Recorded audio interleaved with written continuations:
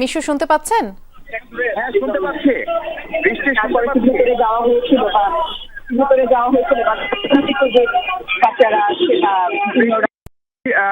Dhaka medical college হাসপাতালের যে জাতীয় বার্ন ইউনিট, সেখানে একটা হৃদয় বিদারক পরিস্থিতি। একের পর এক আমি দেখতে পাচ্ছি 1, 2, 3, 4টি অ্যাম্বুলেন্স এখানে এসছে। শিক্ষার্থীরা, তাদের বন্ধু বান্ধব যারা গুরুতর ভাবে আহত, এবং ধারণা করা হচ্ছে এদের বেশিরভাগেরই শরীরের বিভিন্ন অংশ পুড়ে গেছে। কারণ যে বিমানটি বিধ্বস্ত হয়েছে সেটি হয়তো প্রশিক্ষণ বিমান ছিল, এবং প্রশিক্ষণ বিমান বলেই এর ভিতরে নানা ধরনের রাসায়নিক এবং তেজস্ক্রিয় পদার্থ থাকার কথা চিকিৎসকদের প্রাথমিক ধারণা, তারা বলছেন।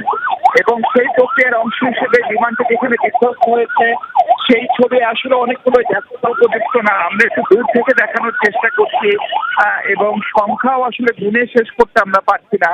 অ্যাম্বুলেন্স এসছে 1, 2, 3, 4, 5, 6, 7টি অ্যাম্বুলেন্স এখানে এই মুহূর্তে অপেক্ষা করছে।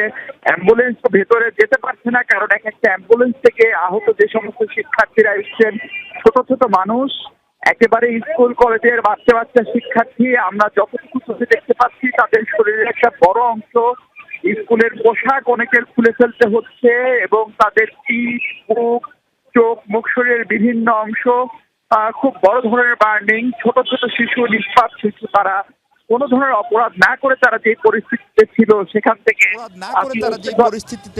সেখান থেকে আপনি নিশ্চিতভাবে দেখতে পাচ্ছেন একে একে নামানো হচ্ছে। এই শিশুগুলোর জন্য ঢাকা মেডিকেল কলেজের বার্ন ইউনিট, তাদের চিকিৎসার জন্য ধারণা করা হয় বাংলাদেশে এটিই সবচেয়ে ভালো প্রতিষ্ঠান।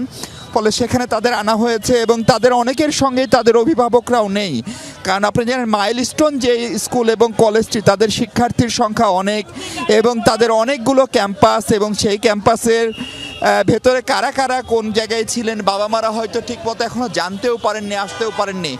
ফলে শিক্ষার্থীদের এই হৃদয় বিদারক পরিস্থিতিতে ঢাকা মেডিকেলের এই বার্ন ইউনিটের চিকিৎসকরা, চিকিৎসা সেবার সাথে জড়িত যারা, তাদের দুর্দান্ত রকমের প্রচেষ্টা আমরা একটা লক্ষ্য করছি। এখানে ভলান্টিয়াররা এসছেন, মাইলস্টোন কলেজের শিক্ষার্থী এসছেন, বিভিন্ন ধরনের অ্যাম্বুলেন্স সার্ভিস, এত অল্প সময়ে তারা এখানে পৌঁছে গেছেন।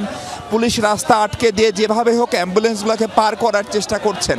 ফলে সবার একটাই প্রার্থনা, এই হৃদয় বিদারক এবং হঠাৎ করে যে ভয়ঙ্কর রকমের বিপদে পড়েছে এইসব কোমলমতি আমাদের শিশুরা, শিক্ষার্থীরা, এদের কারো বয়সে আসলে 16, 17, 18 বছরের বেশি হওয়ার কোনো সুযোগ নেই।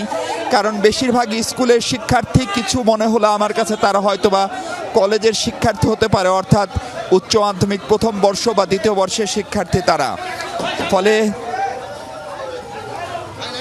সেখানে যে অ্যাম্বুলেন্স যোগে প্রচুর রোগী নেওয়া হচ্ছে আমরা দেখছিলাম।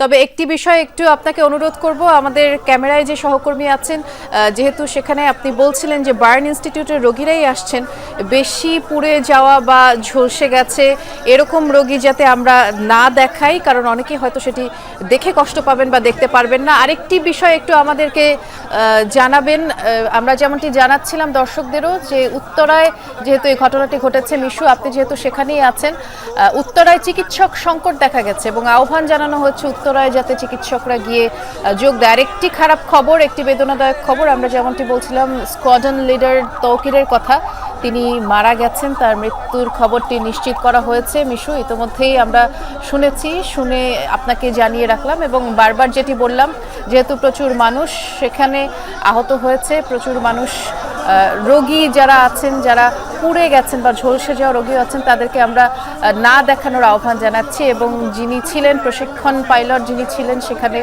তৌকির, তিনি মারা গেছেন, তার মৃত্যু নিশ্চিত করা হয়েছে। মিশু কাছে সেজন্য ক্ষমা চেয়ে রাখছে, এটা একেবারে অনিচ্ছাকৃত, এবং আমাদের বোঝারও কোনো সুযোগ নেই যে কোন অ্যাম্বুলেন্স থেকে কে নামবে, তার শরীরের অবস্থা কি, তার পড়ার হার কত শতাংশ। কিন্তু আমরা যেটি প্রশংসা করার যোগ্য সেটি হচ্ছে এইখানকার ইমার্জেন্সি বিভাগের ট্রলি থেকে শুরু করে ট্রলিম্যান, আনসার যারা সহযোগিতায় রয়েছেন তারা সর্বোচ্চ চেষ্টাটা করছেন। ফলে এক ধরনের বড় ধরনের সংকটে বা বিপদে পড়লে বাংলাদেশের মানুষ, আমাদের চিকিৎসক, নার্স, ট্রলিম্যান, অ্যাম্বুলেন্স চালক, ভলান্টিয়ার, সব শ্রেণী পেশার মানুষ যেভাবে ঝাঁপিয়ে পড়ার আগের উদাহরণ এবং এই বার্ন ইউনিট আগেও যেরকম বিভিন্ন এ ধরনের বিপদে তার সর্বোচ্চ সেবাটি দিয়েছি সেটি দেওয়ার চেষ্টা করছে। আমি যখন আসি তখন 7টি অ্যাম্বুলেন্স এসেছিল, প্রত্যেকটি অ্যাম্বুলেন্সই পরিপূর্ণ, মানে একটা অ্যাম্বুলেন্সে কোনো অ্যাম্বুলেন্সে আসলে একজন রোগীকে বা একজন শিক্ষার্থীকে আনা হয়েছে তা না, সবগুলোতে একাধিক 3জন 4জন গাদাগাদি করে আনা হচ্ছে। আমি এখন পর্যন্ত যদি ভুল না গুনে থাকি তাহলে সেই 7টির পরে আরও 5টি অ্যাম্বুলেন্স এসে পৌঁছালো। এবং আমরা একটু যদি এই অ্যাম্বুলেন্সে আমি দেখলাম একটু গুরুতর পড়ে যাওয়া রোগী, ফলে আমরা যদি পারতো একটু লং শট দেখাই, অ্যাম্বুলেন্সের ছবি দেখাই এবং দূর থেকে ছবি দেখানোর চেষ্টা করি। ফলে আমরা একজন শিক্ষক সম্ভবত দেখলাম, তিনিও তার শরীরের, তিনি সিনিয়র মানুষ, হয়তো 40-এর মতো বয়স হবেন প্রাথমিক ধারণা, আমার চোখে দেখে যে ধারণা সেটা বলছি। তার শরীরের সামনের এবং পেছনের পুরো অংশ এবং চোখ ছাড়া মুখের প্রায় পুরো অংশ আসলে পুড়ে গেছে। আমি জানি না চিকিৎসকরা ভালো বলতে পারবেন কত শতাংশ বার্ন হয়। আমাদের অতীত অভিজ্ঞতা বলে যে পুড়ে যাওয়ার ঘটনায় শ্বাসনালী যদি পুড়ে যায় কারো এবং কারো শরীরে যদি 70-80% মতো পুড়ে যায় তাহলে আসলে তাদেরকে গুরুতর রোগী হিসেবে বিবেচনা করা হয় এবং তাদেরকে বাঁচিয়ে তোলার জন্য চিকিৎসকদের অনেক চেষ্টার পরেও তাদের একটা অংশকে আসলে বাঁচিয়ে তোলা সম্ভব হয় না। ফলে আমরা এখানকার চিকিৎসকরা যেহেতু এখনও জরুরি চিকিৎসার জন্য এবং মূলত রোগী রিসিভ করতেই ব্যস্ত, ফলে এখন পর্যন্ত কতজন মোট রোগী আসলো, তাদের কার শরীরে বার্ন কতটুকু সেটি বলার মতো আনুষ্ঠানিক কোনো সুযোগ বা তথ্য আমার কাছে এখন পর্যন্ত নাই। আর আমরা জানি না, ঘটনাটি বলে রাখি, কিছুক্ষণ আগে দুপুর 2টার কিছুক্ষণ আগে বাংলাদেশ বিমান বাহিনীর একটি প্রশিক্ষণ যুদ্ধ বিমান অনাকাঙ্ক্ষিতভাবে সেটি দুর্ঘটনার শিকার হয়, সেটিতে বিস্ফোরণ ঘটে। সেটির যে পাইলট ছিলেন তার অবস্থা কি সেটি আমার অন্য সহকর্মীরা খোঁজখবর রাখছেন। আমি আরেকটি কাজে থাকায় জরুরি ভিত্তিতে ঢাকা মেডিকেল কলেজে এসে যেটি দেখলাম সেই পরিস্থিতি আপনাদেরকে জানানোর চেষ্টা করছি।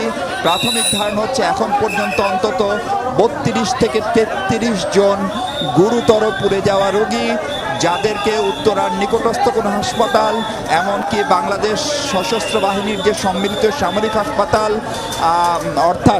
অর্থাৎ সিএমএইচেও যাদের চিকিৎসা, পুড়ে যাওয়ার এই চিকিৎসা সম্ভব হয়নি, তাদেরকেই কেবলমাত্র ঢাকা মেডিকেল কলেজের এই বিশেষায়িত বার্ন ইউনিটে পাঠানো হয়েছে। ফলে এখান থেকে আমরা যেটা বুঝতে পারি সেটা হচ্ছে ঘটনার ভয়াবহতার মাত্রা। এবং যেহেতু মাইলস্টোন স্কুল অ্যান্ড কলেজ সেটি একটি বড় স্কুল, শিক্ষার্থীর সংখ্যা অনেক বেশি এবং একটি পুরো ভবন, তাদের ওই পুরো এলাকাটি তাদের নিজস্ব ভবন এবং সেই ভবনের উপরে পড়েছে। ফলে সেই ভবনটি ঠিক কত তলা ছিল, আমি আগে যখন মাইলস্টোন কলেজে যাওয়ার বা দেখার সুযোগ হয়েছে সেখানে আমরা দেখেছি 8 তলা 9 তলা পর্যন্ত তাদের বিল্ডিংগুলো এবং প্রত্যেকটি ভবনেই প্রত্যেকটি ফ্লোরেই কিন্তু ক্লাসরুম রয়েছে। ফলে যেহেতু স্কুল কলেজ খোলা ছিল ভেতরের দিকে, ফলে কত শিক্ষার্থী ঠিক এরকমভাবে এই দুর্ভাগ্যের শিকার হয়েছেন আমরা জানি না, এখন পর্যন্ত বলা সম্ভব না। আমরা দেখতে পাচ্ছি ঢাকা মেডিকেল কলেজের বার্ন ইউনিটের একদম ওয়ার্ড বয়, পরিচ্ছন্নতা কর্মী থেকে শুরু করে তারা এখানে এক ধরনের প্রস্তুতি নিয়ে রাখছে, একদম ট্রলি থেকে শুরু করে, অর্থাৎ রোগী আসলেই তাদেরকে যেন ন্যূনতম প্রাথমিক চিকিৎসাটি দেওয়া যায় এবং তাদেরকে বাঁচানোর জন্য যে চেষ্টা করা যায় সেটার জন্য একযোগে কাজ চলছে।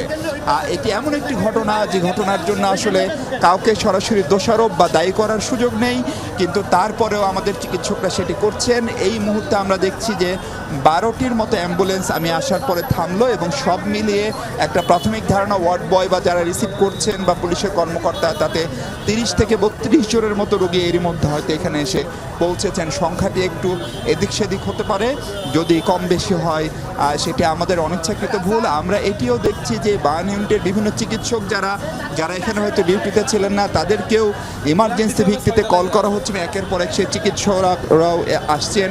কারণ আপনি জানেন এখানে শিফটের ডিউটি, ফলে স্বাভাবিক অবস্থায় শিফটে যতজন চিকিৎসক, নার্স, ওয়ার্ড বয় থাকে, এখনকার পরিস্থিতি আসলে আর সেরকম না। এটি একটি জরুরি অবস্থা, জরুরি পরিস্থিতি এই মেডিকেলে উদ্ভব হয়েছে।